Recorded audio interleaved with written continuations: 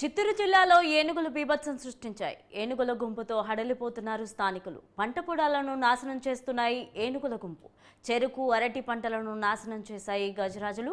అయితే ఏనుగుల దాడి నుంచి కాపాడాలని రైతులు ఆవేదన వ్యక్తం చేస్తున్నారు.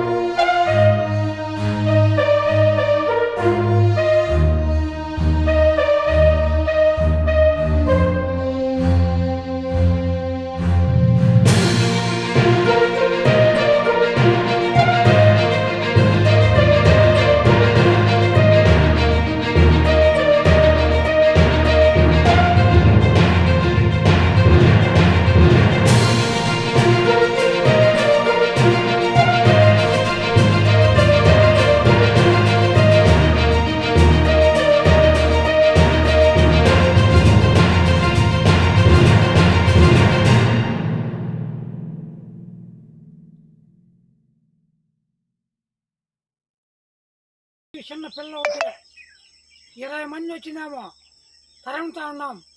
అవి మనుషుల మీద తిరగబడతా ఉన్నాయి. రాత్రి 11:30, 12 అయింది. ఆ మధ్యలో వచ్చేసినాయి. కనీసం అంటే 20,000 రూపాయలు నష్టపరిహారం చేసేసిపోయినాయి. ఇంతకు ముందు కూడా ఇదే మాదిరి చేసినాయి.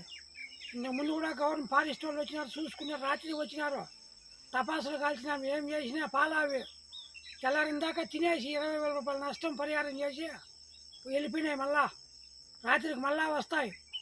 కాబట్టి ఫారెస్ట్ వారు వచ్చి మాకు సహాయం చేయవలసిందిగా, కావలి కాసే ధరవలసిందిగా కోరుతున్నాం.